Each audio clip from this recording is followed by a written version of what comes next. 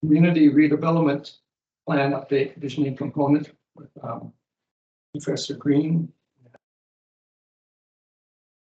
associates. Yes, okay. Well, good evening, everybody, and happy New Year. So we planned on starting this effort back in December. CAC meetings in. But just as you see on the back of your agenda, this is what this vision is intended to do. We want to engage you. We're still going to be engaging with the city staff in the workshop, focusing on understanding the full final redevelopment potential for the CRA. Now, one of the things that we came across a while back was this, and not sure if everybody familiar with this.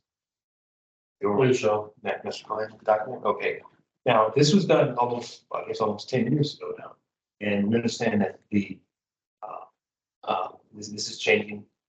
Melissa had sent me some of the updates that they, I guess, Capital had made to their original PD. But we have held off on approaching them or asking them about anything relative to their plans for future development. But we still do want to have that conversation with them. I sure we want to share it and what's in terms of information with us about. But we did also find that some of the other information that they sort of made public about maybe the next phase of development, some of the vacant land. But this effort is intended to really sort of hold the new CAC members and taking a look at, well, what else could happen in the CRA that could support or enhance redevelopment. Now, obviously, there's the way the boundaries for the CRA are sort of defined. It's literally around this particular project. Okay.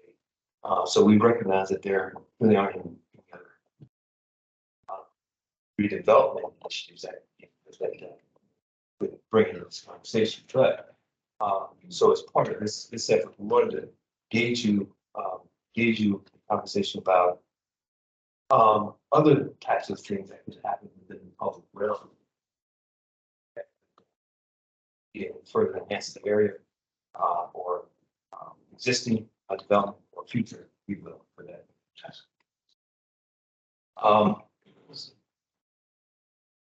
So this little list of bullets is intended to sort of explain more fully what I just sort of alluded to in terms of identifying any sort of latent aspects of redevelopment opportunities, say, be they infrastructure or whatever. We heard at the November meeting the presentation about wayfinding features. Okay, so we were, and of course, I believe was Robin part of that conversation also during the time. We heard two things: wayfinding and public art. Again, with the understanding that would all happen in the public realm. Okay.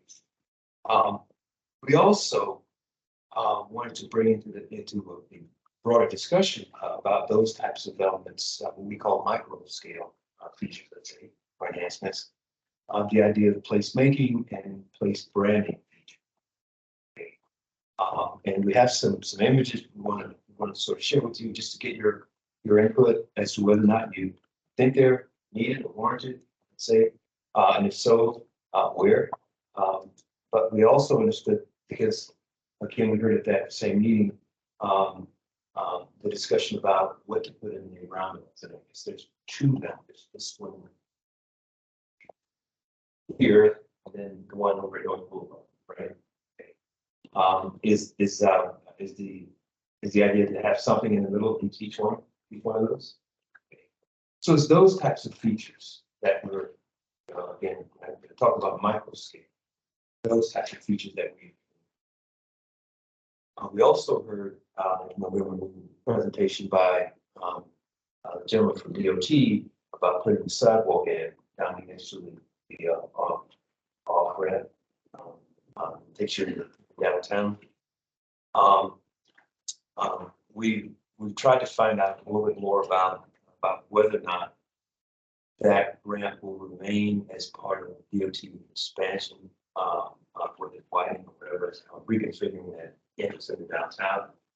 And if so, because that's the southern sort of edge of the CRA district. So, but that wall, it's a really sort of sloping, sort of key triangle wall.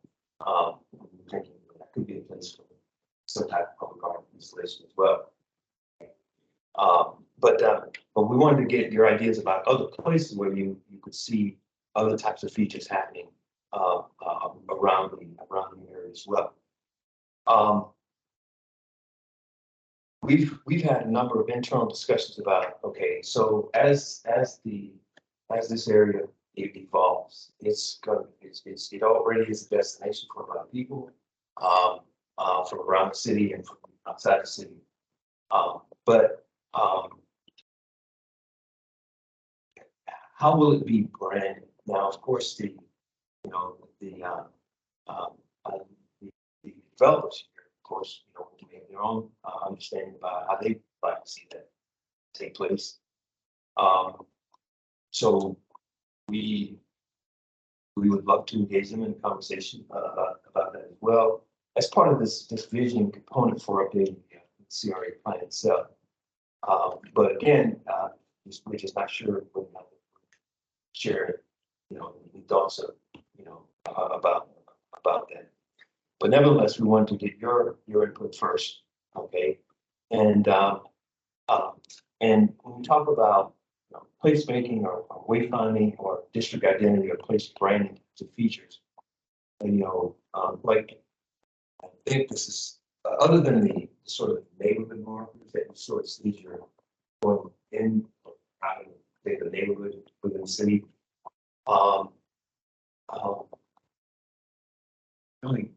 Only one other sort of place branding feature comes to mind, and that's of course along 7th Avenue as you're going to at the arch across the road, that tells you you're entering into that particular area, part of the city. And of course, everybody knows it has some unique identity and physical records.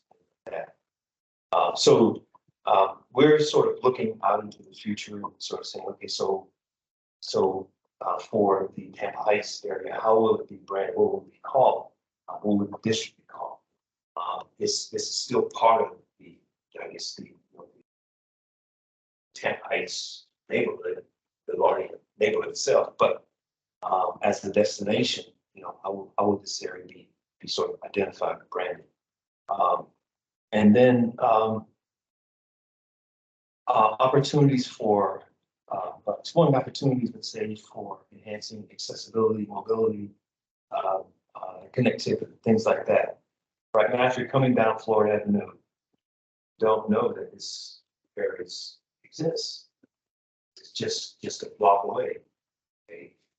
So what types of elements that could be at the edge of the district boundary, let's say, that could tell you that you're entering into this particular unique part of the city.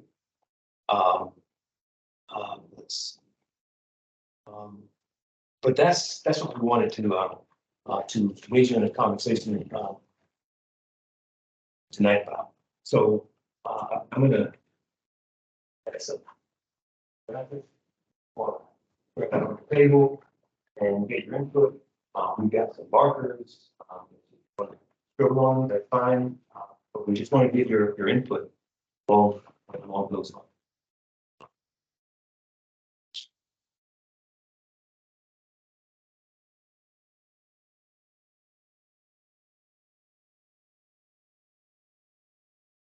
So here's the existing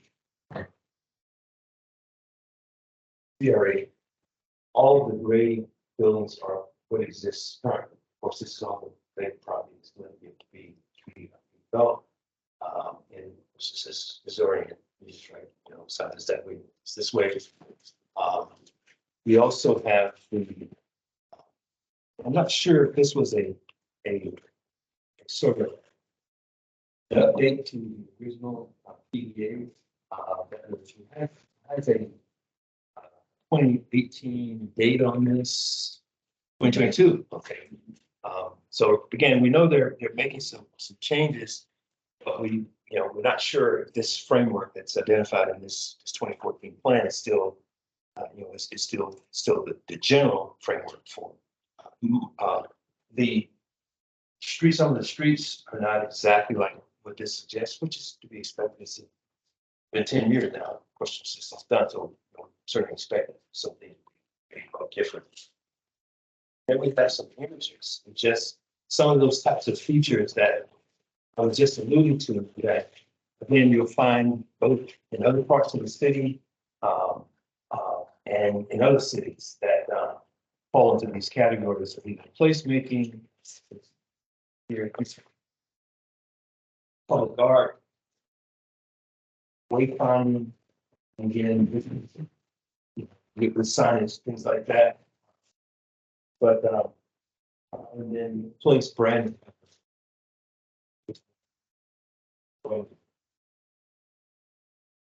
So,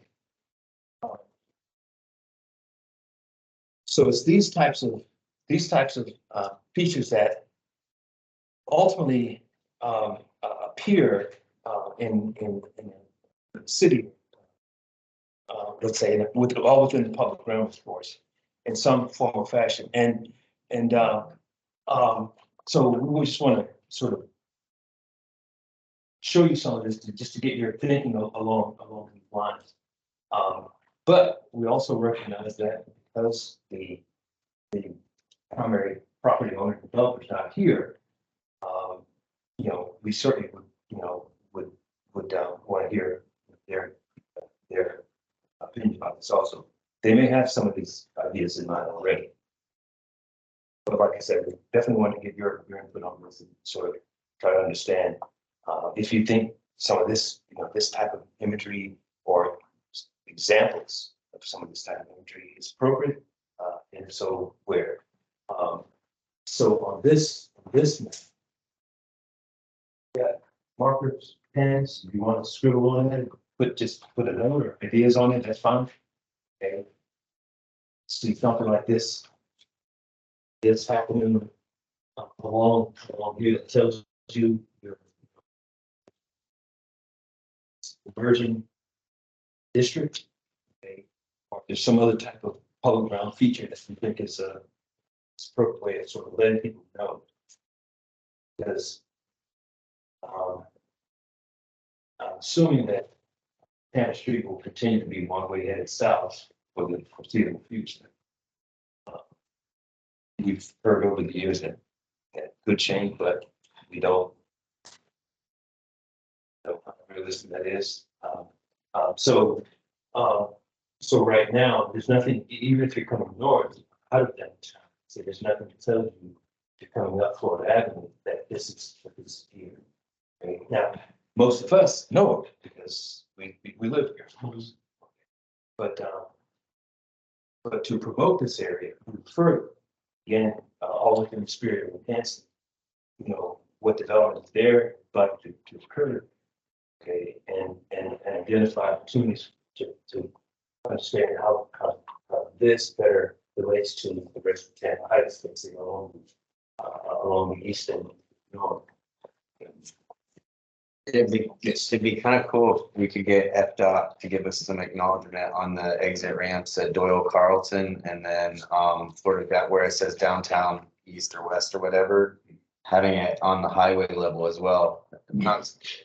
I mean, as well as like on the county roads, which I think FDOT also owns Florida, if I'm not mistaken,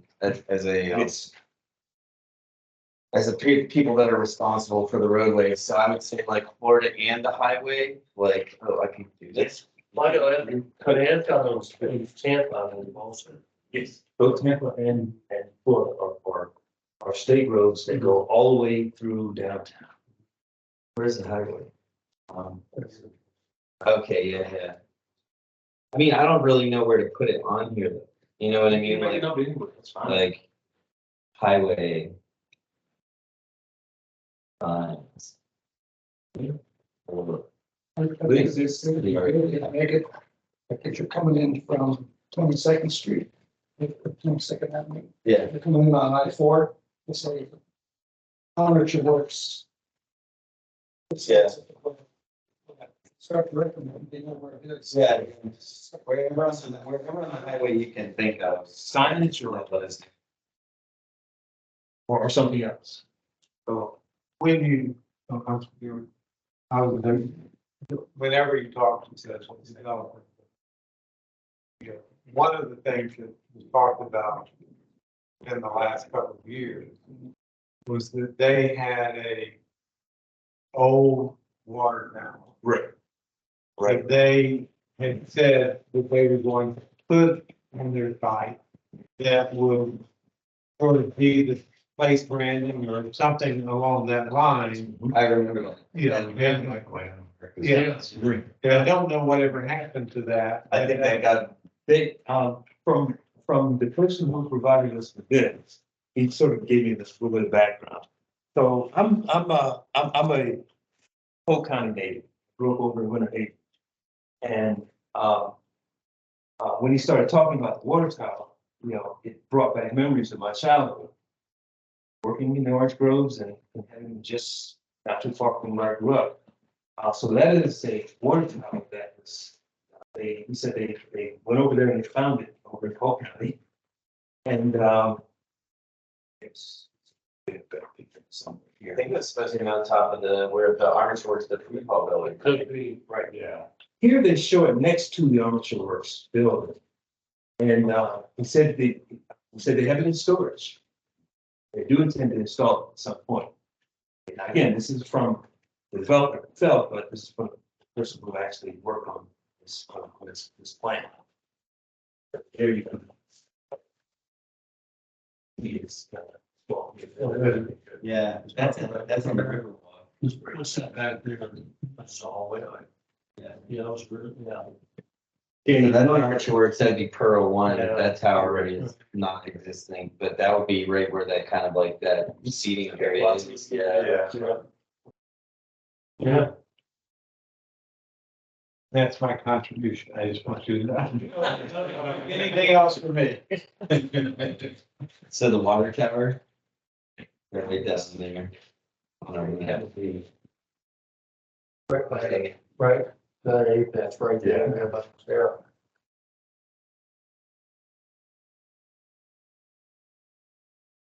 So, what I was gonna comment on, not necessarily my idea, but I want to see Justin speak about it. About like the arts district in Miami. I know when I go to Miami, I can visually see the artwork, Right. displayed. I'm not saying that that would be what we would do, but that just stands out, even on, if you're on a highway in Miami. Yes, You can see it, could tell when you're in the art district. The other thing that I had as far as an idea was lighting, different color lighting, it may not need to be art, but it can be color lighting. And, it always gets my attention, anytime I see a logo, any kind of flags that are just one flag right after the next, that's about. One here. Put a note showing it somewhere. It's different.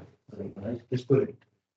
Yeah, definitely having some building art, like, you know, I think you've been down Encore lately, they have a lot of buildings now, they have murals on them. Yeah. So, Having more mural work, it's like, I mean, I can't really place make it, but wherever you can find a, you know, where there's a decent amount of massing. I think sometimes, you know, people get really aggressive with like how they break up massing and structures. Yeah.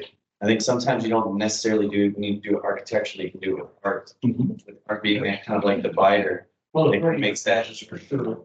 Yeah, so like buildings like parking garages you have, where we have a lot of space where it's just a big amount of massing that needs to be broken up. Just using some artwork that is gonna you'll be able to see it. Buildings are large, so you'll be able to see it from the highway and it'll give a little bit of visual activation to the area. That'll be part of the whole way. So it kind of kills two birds with one, actually maybe even three, wayfinding, placemaking and branding all in one. There is an English somewhere. Here.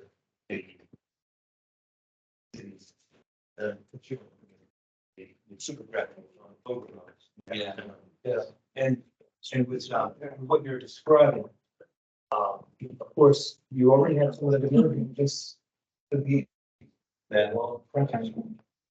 Some back, yeah.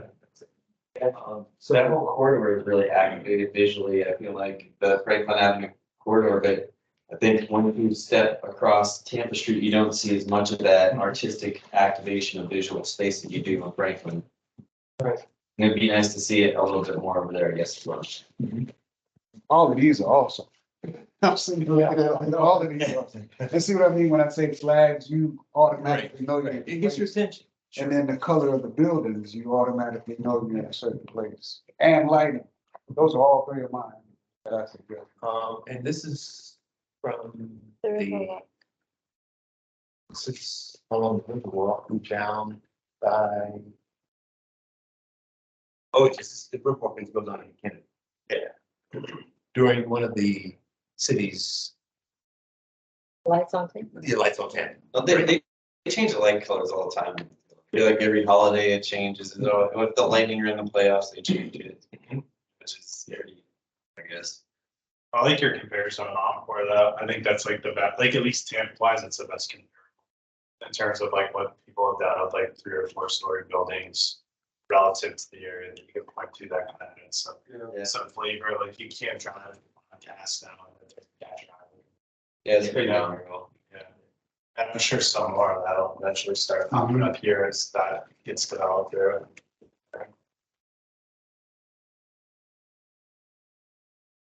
But that's, like I said, that's one of the things that we want to discuss with you first. We're not gonna bring this up when we do get it. Yes. We want to ask them, what are their plans for these types of issues? Because, they're property owners in development, so, I'm pretty sure, like I said, they probably have some ideas already about what I don't want brand here also, but the city still owns the streets. Okay. Run on it. And we weren't sure, again, because this plan didn't designate any additional public open space as part of the build up for this area. And for that matter, even if they do, more than likely remain in private ownership.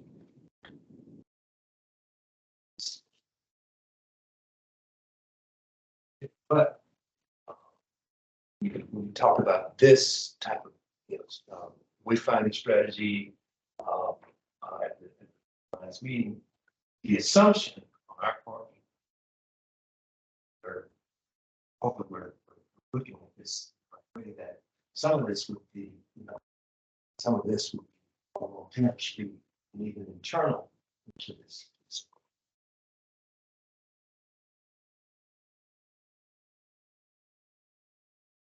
And I think regardless if you have quantifiable or suggestions that come from stakeholders, you never know how to develop. They, they update, they give the update, but this is what the stakeholder said.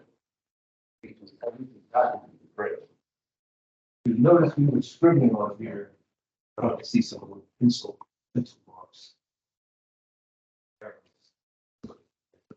Coming down, just about at the point where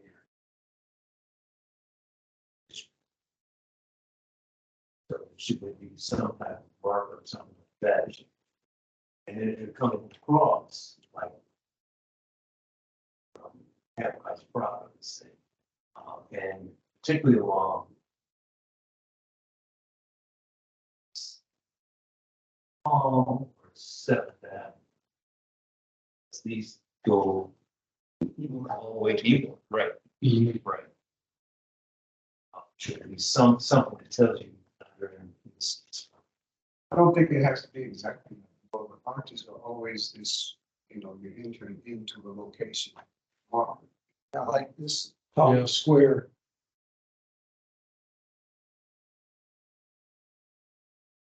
Put whatever you want for it.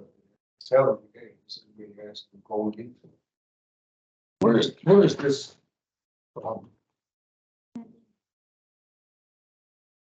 That street furniture. Yeah. That had shades. And So when you read something enough, it becomes part of the place, and then it becomes part of your logo and your brand. It's very stunning.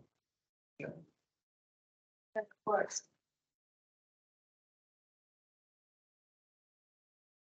I believe the wayfinding as what was presented to us was gonna translate to the Riverwalk and all over the place, I think. Right? That's what- Yeah, the 7 neighborhoods of the partnership, Yeah. the downtown Tampa partnership. They have So some- that would blend it over to inside of our Riverwalk over to the Boulevard, I would guess. It would be part of that whole Riverwalk in some capacity. You know, it wouldn't start at the end of our CRA, it would be part of the Riverwalk inside the CRA. Our portion will be to contribute to what will be within our CRA. Correct, only in our area. Have they decided? One of our votes. What's the main attraction for our area? Armature Works to put on the signage. Say coming in from I-4 westbound, Armature Works, take exit 45, A, B, whatever it is. Right, well, see, now, that would be, and again, I'm not sure how DOT decides, what to put on the sort of. Usually it's pretty tough and it has to be historical reference. Yeah. People know Armature Works is this way, they just know it's in Tampa, and where do I go? Right, exactly. And that's one of the issues I brought up last time about, okay, and we sort of take for granted. We live here, we sort of know how to get here and how to do things like that, but, again, if somebody's from out of town or whatever, let's say the city's hosting. So Gasparilla. Okay, people from out of town. How do they know how to get here, other than just to push you, it's called Riverfall? They're trying to find this place. Area, car. Nothing that sort of helps them. So it's, it's that type of thinking that is driving this idea about, okay, well, could there be other elements or pieces that help people sort of figure this out? And of course, now a lot of cities are doing it. It's an app. On your phone, it tells you exactly how to map out the route to get there. Even if you're walking. Walking would be better than driving. Your voice. Okay. Right.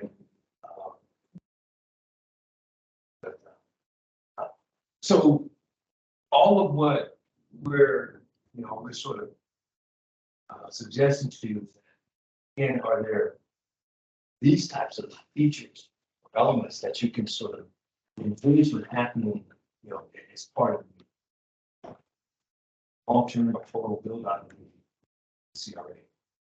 And if so, to what extent? Obviously, we certainly don't want to suggest that, we just, we're proposing these to sort of junk up the area. That's not what we're trying to suggest at all. But if you need to know, when you're traveling, you go to a place, and there are in fact people that the town about it's good or whatever. They do help you navigate the area, understand where you're at, where you're trying to get to. So we're just raising that question. Sort of, so there's, if there are any of these types of elements that you feel are appropriate. Whether you're trying to get to this area or if you're in this area. Because right now, this is the sort of main this is the main attraction at this point, as well as the Riverwalk. There could be other features later on. I'd be thinking about adding, that, again, the activity generators. And, so I just want to sort of figure out, okay, so I'm trying to get to this area. And, down the Riverwalk, obviously there might be signs or graphics all there. But, what else is it sort of suggesting or telling me about this? I can get to that problem destination. I'll tell you, we were looking at, understanding, at least conceptually, what to put as far as the argument is concerned. One of the first things that I did was try to bring in the historical context of what was there. To understand what it looked like. That's one of the things that, as far as the non is concerned, I'm thinking for myself that I wanted to present to this group. Consider what it looked like. What is the historical context of the ground that we stand on? Right. I think that's important to keep a certain level of history, but at the same time, character. When you go to the city, it's not just the gardens, it's not just the lighting, it's also the type of buildings. You can look at the columns and see that you're in for a city. You can look at the light posts, not just the lights, but the light posts that are in the cities to see that it's clearly a delineated place that's outlined. So, Yeah. And that's why we're bringing that most of what you see here, that 90% of these images just getting there within the public now. And when we had the presentation in November, CSC meeting about wayfinding elements, which he did, so it was probably talking about science. And Robin sort of chimed in about, well, there are other elements too, that be part of a, let's say, a broader coordinated system. Signage, public art, street graphics, things like banners on poles, things that, again, that you would expect to find in a unique part of the city. Things that help people understand this is an active place. These features help to sort of animate it. And with the foreseeable amount of private investment in this area, what we want to do is try to understand, as we were writing about this in the series update, these types of features should accompany, whether phased in or whatever, long term. It should complement.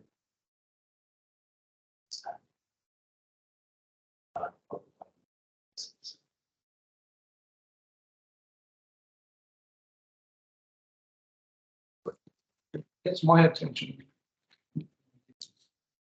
How colorful it is. It's like flashing light, Right. and it's beautiful. That's a good point, because some people say, oh, I'm not sure about because the color does add that sort of animated. It's right. It does. And like I say, I mean, as soon as you're driving down by the arts district in Miami, you don't have to do too much veering, off, one direction or another. Your peripheral vision sort of captures this, that level of animation. So you tell me right away, something's going on there. Why would this place have this type of this type of public expression? Their bids speak to that. a lot of the way that certain neighborhoods look like Brickell and Wynwood specifically, they have a bid. And the bid controls everything from architectural form to how a mural gets put on a building to signage for businesses. I mean, their bid is really, really intense. I talked to the chairs of the bid and their board. And I was extremely impressed. But their bid literally, I mean, it even down to police presence during special events. I was impressed, like affordable, everything is rolled up into that bid. So everything is very, very intentional there. And I don't know how much like we have in regards to the CRA and this plan and how much cooperation we would have with the developer, right? Because if I'm understanding this correctly, right now, specifically, we're limited pretty much to like ROW, but outside ROW, it's pretty much at the developer's discretion, correct? But, you know, when you look at what's there now, of course, the brick streets, I think it's only continuous, and then the original brick street. And then the brick pavers that are used in parallel parking space. We're sort of making an assumption, because we didn't know for sure.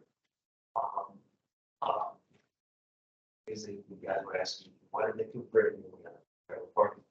Well, it might be because they're looking at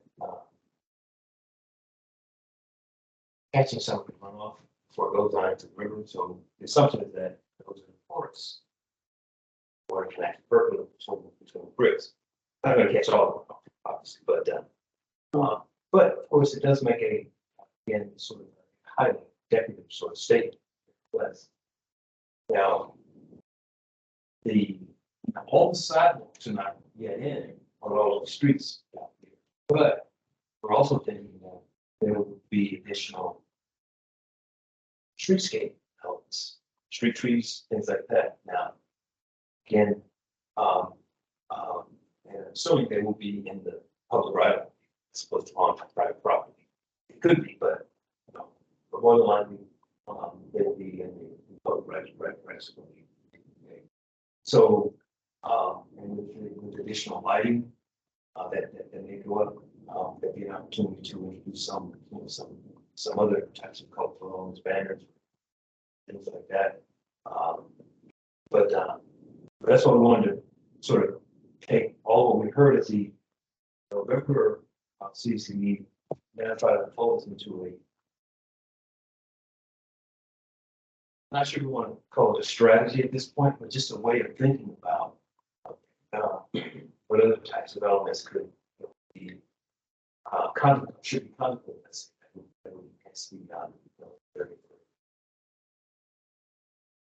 Do pavers count as impermeable surface? Depends on whether or not they have gaps in it. Where they, So the ones that we were alluding to earlier with the parking spaces, impermeable surface? if they, you know, The joints are pervious, the brick is impervious. right, Exactly. So but I mean, do you get where I'm going with this? Do they count it as impermeable surface or is it like not impermeable surface? City counts pavers these days, As except as impervious in the residential building world, okay, unless you have ones designed to be pervious, which they really exist. And for larger joints and spaces and all that stuff, yeah, there are some that do move quite a bit of water. yeah, they do allow water to percolate. Yeah. The only problem is weeds. yeah. Yeah. But who cares about weeds, really? I mean, if you have cars parking there pretty consistently, you have a kind of built-in system to kind of manage that at some level. But that was one of the reasons why we were pushing. I said, why don't we just do it in the. Is it more of a sustainability? I was just wondering if they were doing it to save money on taxes. And that's why I was asking if it's impermeable surface or not, because if it's impermeable, don't you pay more tax on impermeable surface? I don't know the answer to that. I know that, unless the brick is historic in nature, they have to keep it there, Right. which could be a driver for that also. Yeah, but they're not in a historic district there. Right, it was not one historic, and I know the red brick in Tampa is historic by its nature, a lot of it's covered up, sadly, but yeah. But to add pavers, it would be made for a look or pervious to that point, I was also telling students about when I got back to William Hines. The city department of transportation. And they were trying to get rid of them. But they were trees, in fact, they were. So you guys know this issue? They just paved over them. They paved over a lot, but they also pulled up a lot. I remember having a conversation with Joe, what's it? Robinson, Or Kenneth. Robinson. Right.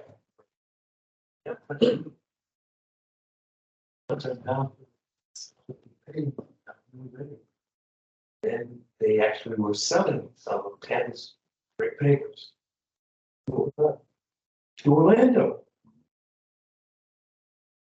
Remember, when Linda, South Center was on the city council at the time, she said, we didn't know what was going on, but they put a stop to that, but anyway. But yeah, the rest of them that are, still probably a lot of them that are just now, have asphalt on top of them. And no doubt at some point, that asphalt starts to crack or give way, you're gonna start to see it. But, yeah, I do think that is, that is a benefit to, having a feature, clear where people can understand sort of history, legacy, place, as much as possible, obviously. Yeah, that adds a bit of authenticity to an area. Also, remember when Jeff Penning was trying to come up with a name for it, or Water Street Development. Put out the call, people to give people suggestions for how to name it. Or saying, what is something authentic? Really captures sort of the spirit of the place. And I guess that's why they called it on Water Street.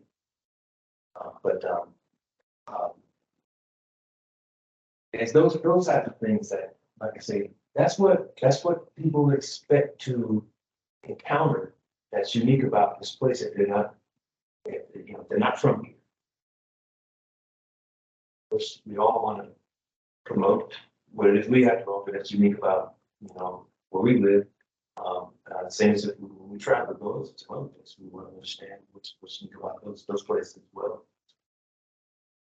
I also think that what they're doing with the wayfinding, if we can have something color coded that's specific for our area also, but the same kind of signs that, in a specific area. Right. Because, a lot of signs are. The city, of course, has the standing, the main goals sort of neighborhood signs.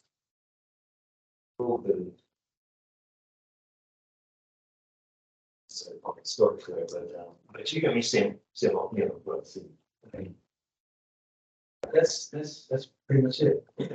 Again, unless there's something else that is specifically earmarked for, for branding. So, when you guys have the, I think, Urban Street, Urban Gold here in Right. Urban Street, the flags, signs, any type of information, maybe it could be something that is color coded specifically on these entry points that we have up there. Now, years ago, we Western Alliance asked us to do a message for Western. And at the time, of course, everybody, how would you do a public realm? Nobody wants it, for sure. Well, this was back when Robert Phillips, so he said, a trend. We have a DRI that affords this area 17,000 new housing units. And I forget how many million square feet of commercial space. And, well, you know, it may not be in the near term future, but eventually you are gonna see people walking on the issue. So that was a sort of a starting point for us to look at the whole area around, you know, West Shore from Kennedy up to Boy Scout, back over to Dale Mabry, down Dale Mabry back to Kennedy, as part of the main sort of framework for the plan. So again, I know it's hard to sort of think about. It's where do you go? Go up and down. Nobody never recommended to walk in that way in those roadways, but. I think a big thing too, it's important that in the identity that I think isn't really stressed enough is, you know, outside of a lot of the, well, Water Street is the area that has a lot of, I guess, water access, but I think making sure that the riverfront access and the access to the riverfront is kind of tied into that identity, because that is a crucial part of that kind of area, and that's going to be a large driver to economic activity, because where else in the city can you pull up your boat that you just rode down the river on or whatever, pulled right into a dock, walked out, bam, you know? And I think there at Hyde Park can't do that. You know what I mean? Can you do that in Hyde Park? No, there aren't a lot of neighborhoods in the city of Tampa where you can just do something like that, right? And then still access the Gulf at that point too, if you really want to get wild with it. So I think that's kind of like really stressing that in the identity, I think is I feel important in the whole, like that we got a river there and you can access it, you know, and that's pretty crucial in my opinion. And of course, this is in a week or so, this is gonna be more lively. This part of the river, even all the way out to the bay. Which reminds me of, I had a colleague at MIT in Massachusetts, who was doing a book on event space. And I remember calling me one year, several years ago. He said, "Brenda, I heard about this Gasparilla event you guys had down in Tampa. Where is it? You want to know what space does it take place in?" Well, it's not really a designated location. I mean, but there's the bay, or out in the river and the channel, you know, hotel people all over. So people, you know, they hear about us, and of course, at some point they're probably going to venture here to sort of see, well, what is this? You know, what is this place really like? Whether they're coming for Gasville or just coming to sort of, they heard about else emerging like golf. So, and again, that brings sort of a level of importance to how we think about these elements, and also how to sort of make sure that they're connected with what the city is already doing. Just sort of expands on, again, sort of how people can get out and explore and enjoy open space, public realm, around. That's the, you know, hope of it.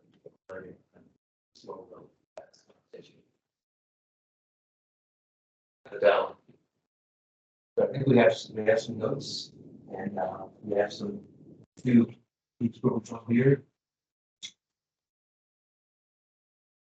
We'll come back to you. Next month, because we have a community meeting set up for.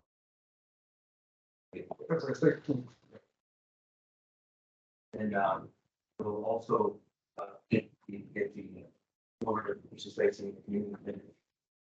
If we input that you as we start to break this up, you know, as part of the so.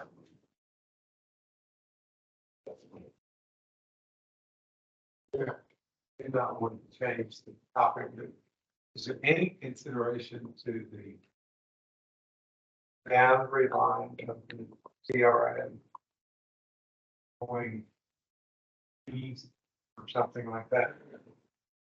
Where does that fit into the discussion? Maybe not. Well, that's another discussion that we wanted to have with you also, because, you brought it up last, I think you were talking about possibility of the northern expansion.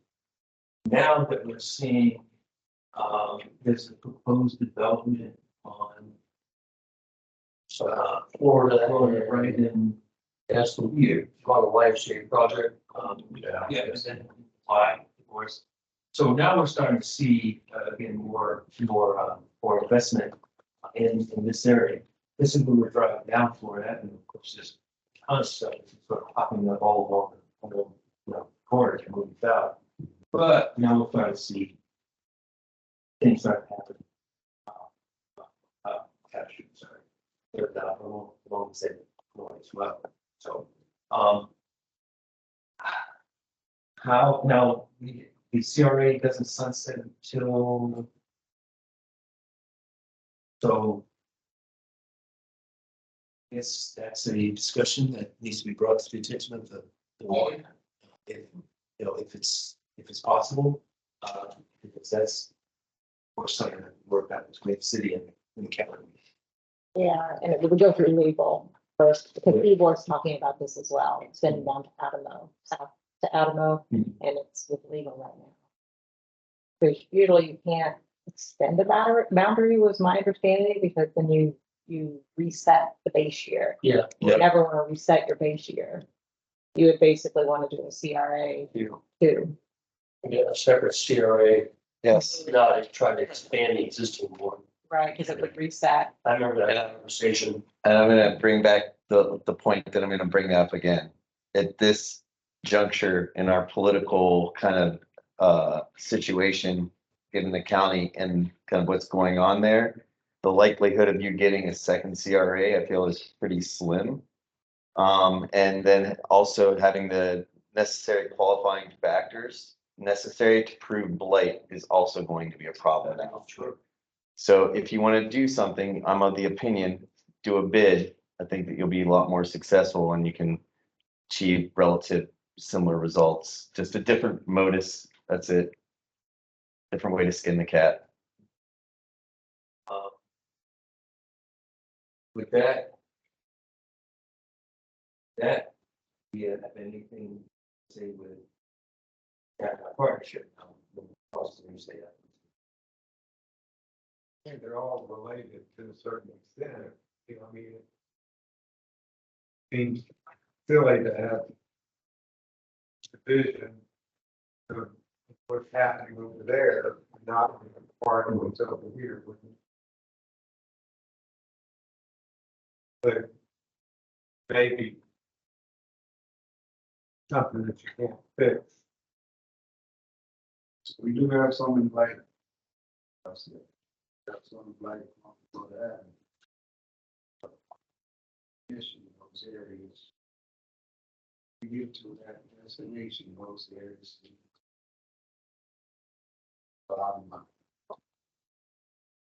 So in terms of the update. We can approach that issue however you want us to deal with it. Is the suggestion or. That this is, given the time remaining with CRA's existence, certainly. Stability aside from the political will.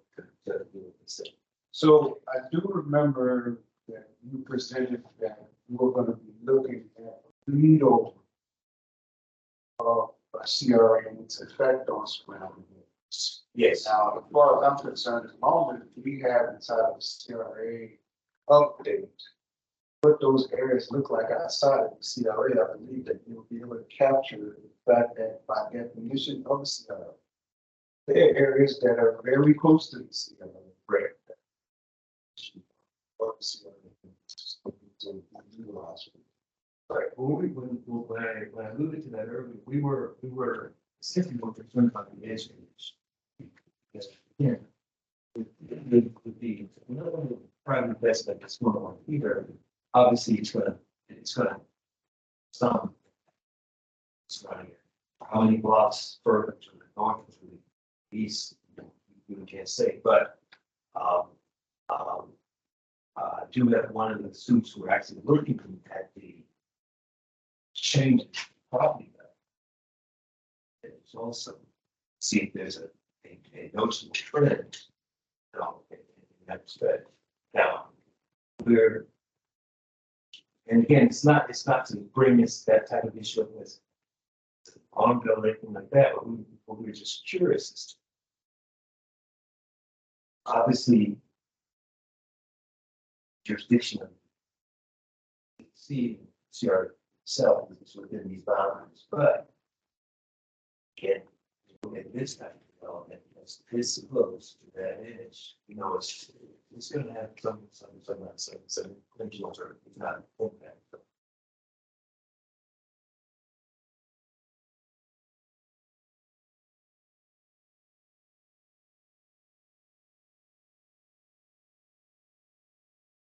Okay, anything else that we should take into consideration?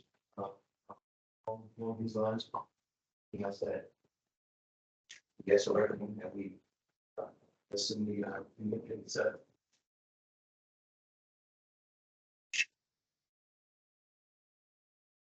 Someone on our agenda, 3.1.1 community survey and timeline. And what we've already discussed or that. Right, that's the draft survey document itself, to Courtney, listened recently, and to be. Yeah, it's just being finalized, it's to be finalized and then released. Right. In the next, hopefully, couple days this week, hopefully. The idea is to try to get it to the community as soon as possible. So we want to start making them this same type of workshop type of. Very soon we get there with this. Well, with respect to the signage, and to your point, has to be historic in reference. The building is pretty much the only historic thing that's over there. And Armature Ward's building itself. Mm. In my humble opinion, I know the renovated building, or in the building itself. Yeah. And Armature, of course. Right, that's what, yeah, exactly. So those two, I mean, that side you're mentioning would be prior to those elements, but now you're gonna talk about what's around it. And of course, it's historic district boundaries, such as the rebound, I think, for just a couple of blocks, somewhere in sort of Charles, whatever. That was another question that came up in our discussion about, okay, so how do these edge conditions sort of meet each other in what way, whether it's signage, graphics, or refining on this, whatever. How does that actually work? Because this is this line on the map has there's a lot of meaning. Legal point of view, other perspectives as well, but the community doesn't see that. And we're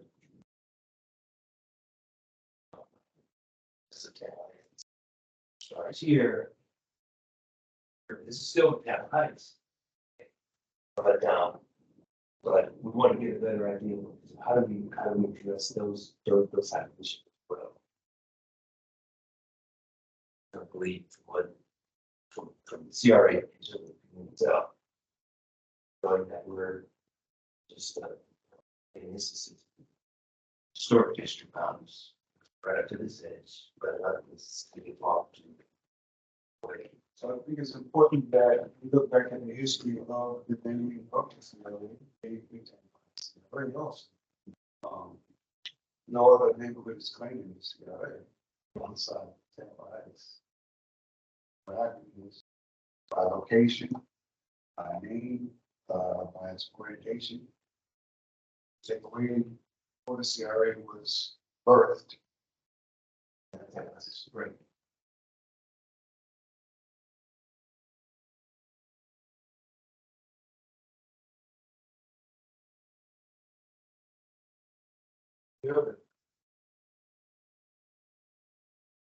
Okay. I think our next one is 3.1.2, that's community research. So that's it. Thanks. February 13.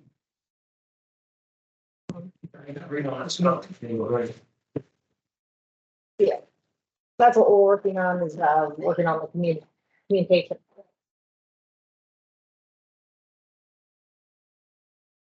All that.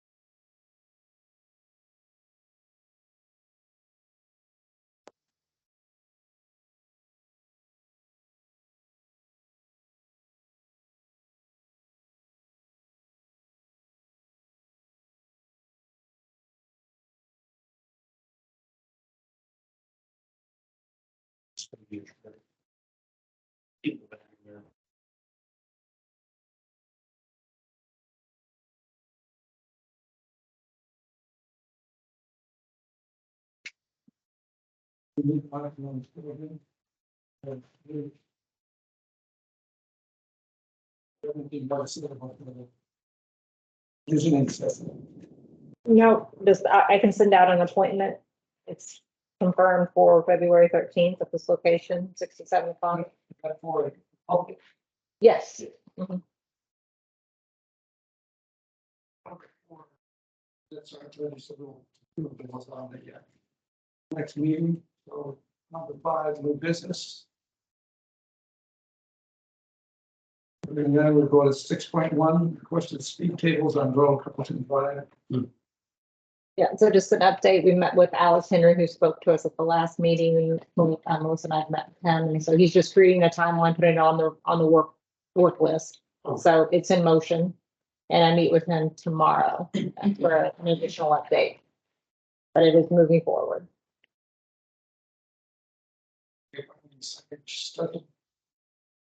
Met, yeah, API, who presented to us to get your opinions on the 3 concepts, that consultant will be delivering his results and overall study to the CRA board on February the 8th. February the 8th at the monthly CRA meeting.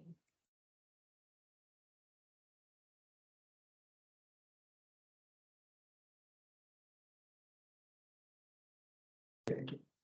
7.1, this meeting here will be February 20.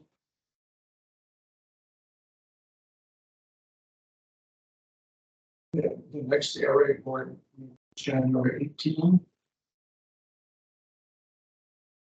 This Thursday. Yeah.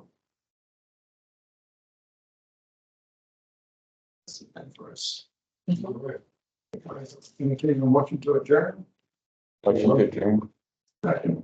All those in favor of adjourning? Opposed? Adjourn.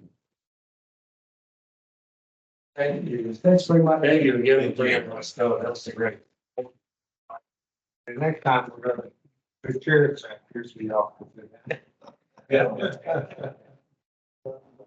Yeah, I can stand and install some of these chairs.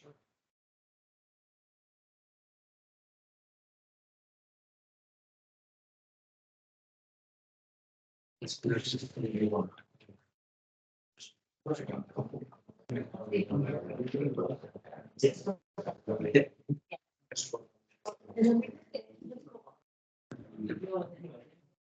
Oh, that make come off here, so.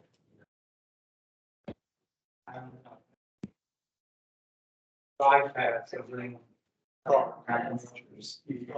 mean, so now, you don't know it, that's what's like your first day, so then all of the sections on the iPad, and you see.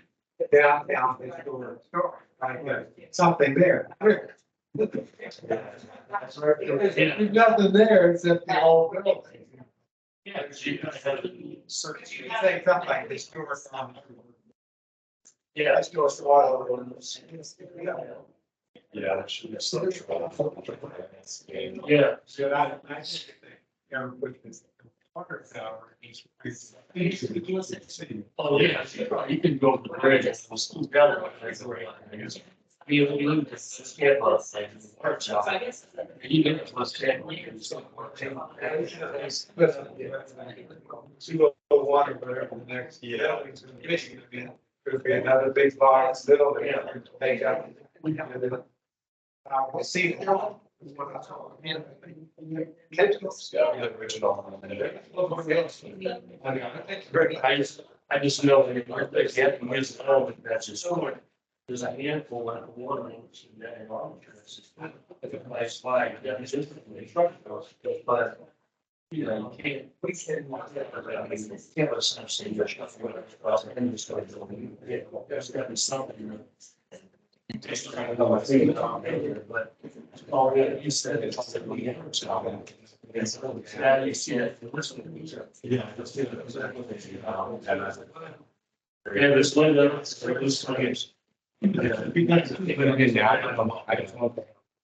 Already. I can tell you. So you can see it.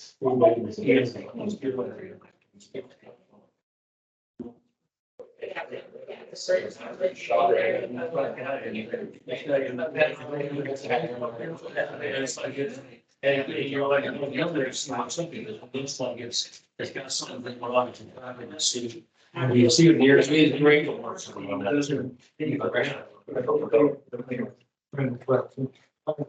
Yeah, see, I'm saying is. Even if you want to pull up to actually have to be. But then they'll probably start coming. Okay, but yeah, I'll ask her, because I don't know, I just sign off, and then it goes to the broker. So I'll ask her, you know, do they double check something, I just happen to know, you know, this reference isn't gonna come until later, but. So I'll check with her, I mean, it's general, yes, but you know, how particular, they will give it to the deeds. Right. Paying that, and then because it's USF that has to, you trigger it. You Right. trigger the invoice? Yeah, they will typically, you know, send it necessary, it's time to invoice the city. So they'll, until it gets, so we go ahead. And, sort of generate this. Oh, You have to be interested to see what. so USF. Has to say on ours. Okay, because I just. We got some players, maybe. Yeah, I didn't mean. Make sure it's. Yeah. Communication. Right. For the invoice, we may have to wait, but I don't know. Yeah, like I said, they're not so much of a stickler on. Longer was in, you know, I mean, push the city at the same time, take it for. Well, we were gonna try to do it by the end of the month, but she just wanted to make sure before I do my signature that, Yeah. you know, unless we can go along after the workshop. So that's why I needed that. Okay, That should be fine. okay, that's good. I wanted to ask you, is there anything that you'd like to have set up in here, more chairs or anything for the public meeting, or just leave it like it? I think this